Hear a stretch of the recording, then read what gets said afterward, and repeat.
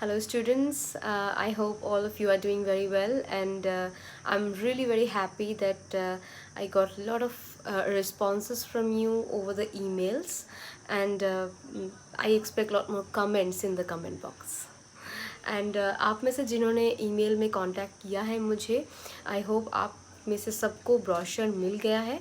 अगर ऐसा कोई भी है जो जिनको ईमेल करने के बाद भी रिप्लाई नहीं मिला या फिर ब्रोशर नहीं मिला, तो प्लीज़ मुझे कमेंट सेक्शन में बताएं। एंड आपको अगर ब्रोशर में कोई भी कन्फ्यूजन है तो भी आप मुझे ईमेल में सेपरेटली पूछ सकते हैं, या फिर आपको जो कॉन्टैक्ट नंबर दी गई है उस पर आप उसके बारे में इंक्वायरी कर सकते हैं। सो चलिए आज हम हमारा अगला चैप्टर शुरू करते हैं। दैट इज़ प्रीवियस क्लास में हमने सीखा था प्रेजेंट इंडेफिनिट का कॉन्सेप्ट 1। तो आज हम सीखेंगे दूसरा important concept, that is concept 2 in present indefinite tense. तो ये कॉन्सेप्ट 1 में हमने क्या सीखा था, जो आपकी रेगुलर एक्टिविटी है, फ्रीक्वेंट एक्टिविटी है और आपकी यूनिवर्सल ट्रूथ है। तो कॉन्सेप्ट 2 में हम देखते हैं कि कौन सा कोई भी चीज़ अगर है, यानी इसका कॉन्सेप्ट क्या होता है कि हूँ, हो या फिर है, यानी मैं कुछ हूँ या फिर आप कुछ हो या फिर कोई भी पर्सन कुछ है, तो यानी कुछ होना या फिर कोई प्लेस पे होना, यानी कोई जगह पे होना। तो इससे कुछ होना समझाया जाता है, यानी टू बी समथिंग, और कोई प्लेस में होना या फिर कोई जगह में होना, यानी टू बी समवेयर। सो इसका क्या मतलब होता है, जैसे कि मैं बताती हूँ कि मैं एक टीचर हूँ, तो इसको मैं कैसे बताऊँगी, आई एम अ टीचर। तो आई के बाद मैंने क्या इस्तेमाल किया, एम का इस्तेमाल किया।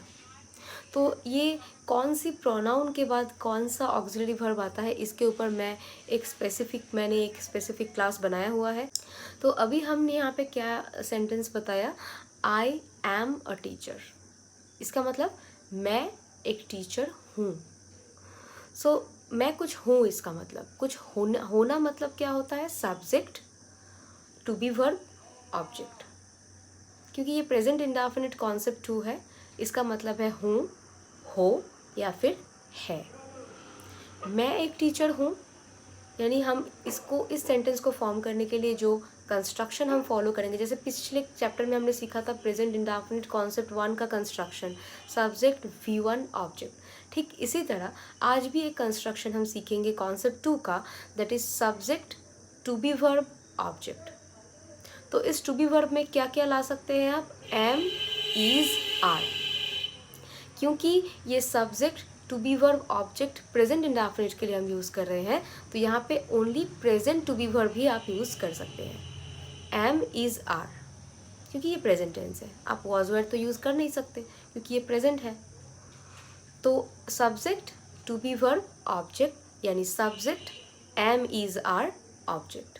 एम या फिर इज या फिर आर, आपको सब्जेक्ट के ऊपर डिपेंड करके डिसाइड करना होगा, आप एम यूज़ करेंगे या आर यूज़ करेंगे या फिर इज यूज़ करेंगे। तो हम सबको पता है कि हम आई के बाद एम यूज़ करते हैं, वी के बाद आर यूज़ करते हैं, यू के बाद ऑलवेज आर यूज़ करते हैं, ही, शी, इट या फिर किसी भी तरह के सिंगुलर नाउन, यानी थर्ड पर्सन सिंगुलर नंबर के बाद हम इज़ का इस्तेमाल करते हैं, और थर्ड पर्सन प्लूरल यानी दे या फिर किसी भी तरह का प्लूरल नाउन्स के बाद हम आर यूज़ करते हैं। इसके बारे में डिटेल जानकारी आपको चाहिए तो आपको प्रोनाउंस का क्लास फॉलो करना पड़ेगा और ऑक्सिलरी वर्ब का क्लास फॉलो करना पड़ेगा। तो यानी हमने क्या सीखा कि subject, to be verb, object, या फिर सब्जेक्ट, एम, इज और आर एंड ऑब्जेक्ट। इसी के तौर पे मैंने ये सेंटेंस बनाया, मैं एक टीचर हूँ, यानी सब्जेक्ट हूँ मैं, यानी आई के बाद हमें कौन सा टू बी वर्ब यूज़ करना है, एम, इज और आर में से हम एम यूज़ कर सकते हैं। उसके बाद a teacher is the object, I am a teacher. I हो गया सब्जेक्ट, एम हो गया to be verb, a teacher हो गया आपका ऑब्जेक्ट। ठीक उसी तरह तुम एक डॉक्टर हो, इसको कैसे बनाएंगे, ठीक सेम प्रोसेस फॉलो करेंगे। सब्जेक्ट यानी तुम, यू, टू बी वर्ब यानी यू के बाद एम, इज और आर में से हम क्या यूज़ करेंगे, exactly you are right, that is are.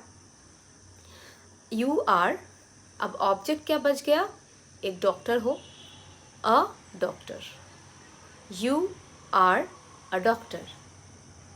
इसी पैटर्न में अगर हम कोई थर्ड पर्सन को सब्जेक्ट के तौर पे लेते हैं तो वो नाराज़ है, तो वो मतलब क्या, ही या फिर शी। उसके बाद आपको कौन सा टू बी वर्ब यूज़ करना है, इज़, क्योंकि थर्ड पर्सन सिंगुलर नंबर के बाद इज़ का इस्तेमाल होता है। ही या फिर शी इज़, ही इज़ और शी इज़ अपसेट। क्या है, अपसेट है, तो ही इज़ अपसेट और शी इज़ अपसेट। अगर यहाँ पे दे का इस्तेमाल कर रहे हैं, हमने दे को सब्जेक्ट बनाया है, तो वो लोग अच्छे प्लेयर हैं, वो लोग अच्छे प्लेयर हैं। तो सब्जेक्ट क्या है, दे, वो लोग यानी दे। उसके बाद कौन सा टू बी वर्ब का इस्तेमाल करना होगा, आर, दे आर। उसके बाद ऑब्जेक्ट क्या है, अच्छे प्लेयर, दे आर। अब आपको ए का इस्तेमाल नहीं करना है क्योंकि दे मतलब प्लूरल नंबर है, तो बहुत सारे प्लेयर होंगे, तो यहाँ पे अ प्लेयर या फिर अ गुड प्लेयर नहीं बोल सकते, दे आर गुड प्लेयर्स, क्योंकि दे प्लूरल नंबर है तो प्लेयर भी प्लूरल ही होगी, दे आर गुड प्लेयर्स। तो इसी हिसाब से आपको ऐसे सिमिलर कुछ सेंटेंसेस आपको घर पे फॉर्म कर लेना है ताकि आपको इसके ऊपर अच्छे से जानकारी आ जाए। हम भी कुछ सेंटेंस के ऊपर प्रैक्टिस करेंगे, लेकिन इससे पहले जान लेते हैं कि अगर कोई प्लेस यानी हम कहीं पे है, किसी जगह पे है, इसको कैसे बताएं। तो सेंटेंस का पैटर्न सेम रहेगा, subject to be verb object, लेकिन जैसे ही आप ये बताना चाहते हो कि हम कहीं पे हैं, तो उस प्लेस के आगे आपको एक छोटा सा प्रीपोजिशन ऐड करना है, इन या तो एट। कोई प्लेस के आगे, अगर वो जगह बहुत बड़ा है तो इन, अगर वो छोटा सा जगह है तो आप उसके आगे एट का इस्तेमाल कर सकते हैं। जैसे मैं बाजार पे हूँ, तो आप उसको क्या बोलेंगे, मैं यानी सब्जेक्ट आई, उसके बाद आपको टू बी वर्ब यूज़ करना है एम। अगर आप बोलते हैं आई एम मार्केट, इसका कुछ अलग ही गलत मीनिंग निकल जाएगा, यानी मैं मार्केट हूँ, ऐसा नहीं हो सकता, आप मार्केट में हैं, तो उसके लिए आपको क्या बोलना पड़ेगा, I am.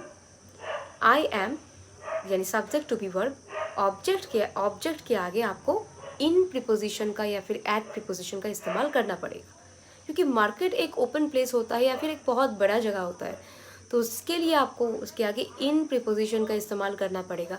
I am in the market, I am in the market.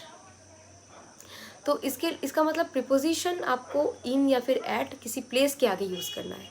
मैं स्कूल पे हूँ, आई am in the school.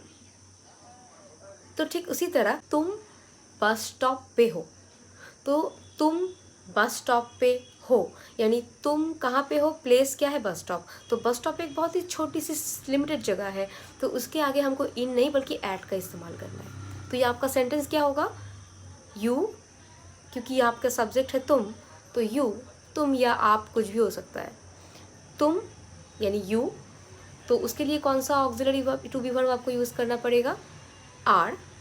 You are now at the bus stop, you are at the bus stop. So यानी bus stop एक छोटा सा जगह है तो उसके लिए आगे आपने एट यूज़ किया, मार्केट और स्कूल एक बहुत बड़ी जगह है तो उसके आगे आपने इन का यूज़ किया।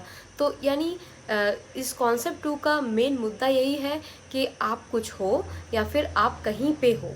आप कुछ हो यानी you are a dancer, she is a teacher, they are players. और अगर आप कहीं पे हो यानी कोई प्लेस के बारे में अगर हम बात कर रहे हैं तो I am in the theatre, she is at the inquiry counter.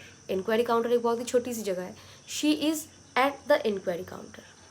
He is in the field, मैदान में है वो, he is in the field. अगर मैं एक ही सेंटेंस को थोड़ा सा चेंज करूँ तो आपको दोनों में फ़र्क पता चलेगा। जैसे वो एक प्लेयर है, वो एक खिलाड़ी है, ही इज़ अ प्लेयर। अब वो मैदान में है, ही इज़ इन द फील्ड। अब आप ये नहीं बोल सकते ही इज़ फील्ड। अगर आप ऐसा बोलते हो ही इज़ अ फील्ड तो वो खुद एक मैदान है, जैसा कि पॉसिबल नहीं है, गलत है। ही इज़ इन द फील्ड, वो मैदान में है। तो ये दोनों का फ़र्क अगर आपको पता चल गया हो तो आप ऐसे कोई सेंटेंस आप घर पे फॉर्म कर सकते हैं। तो चलिए थोड़ा सा हम प्रैक्टिस कर लेते हैं, वर्बल प्रैक्टिस क्लास में। तो मैं एज़ यूजुअल आपको कुछ सेंटेंसेस दूंगी और आपको उसको ट्रांसलेट करना पड़ेगा। उसके लिए 5 सेकेंड्स टाइम मिलेगी आपको। तो हमारा पहला सेंटेंस है, वो गुस्सा है। वो गुस्सा है।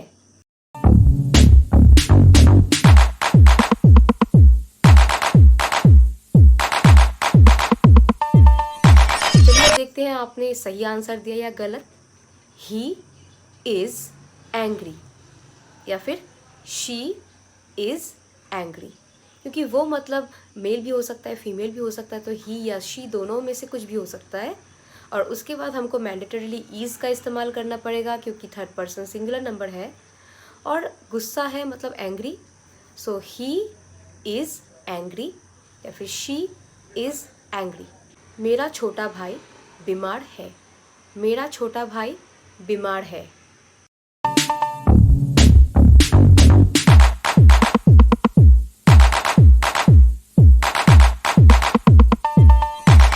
चलिए देखते हैं सही आंसर क्या है। My younger brother is ill. My younger brother is ill, क्योंकि मेरा छोटा भाई यानी माई यंगर ब्रदर, ये थर्ड पर्सन सिंगुलर नंबर है क्योंकि brother third person singular number होता है क्योंकि ये सिंगुलर नाउन है। उसके बाद हमको ज़रूर इज़ का इस्तेमाल करना पड़ेगा क्योंकि थर्ड पर्सन सिंगुलर है। My brother, my younger brother, छोटा भाई, my younger brother is ill, क्योंकि बीमार है तो इल का इस्तेमाल करना पड़ेगा, adjective. My younger brother is ill. I hope कि आपने सही आंसर दिया हो। चलिए देखते हैं फाइनल सेंटेंस क्या होता है। मेरी माँ मंदिर में है। मेरी माँ मंदिर में है।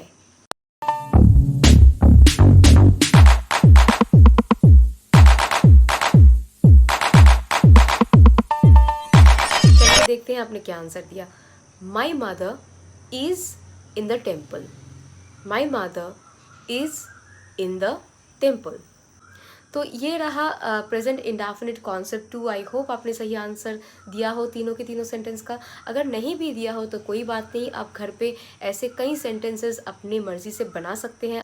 और अगर आपको फिर भी कोई कन्फ्यूजन या डाउट है तो आप मुझे चैट बॉक्स में पूछ सकते हैं, और या फिर अगर आपको किसी और चैप्टर के बारे में जानकारी चाहिए तो आप मुझे इस चैट बॉक्स में बता भी सकते हैं।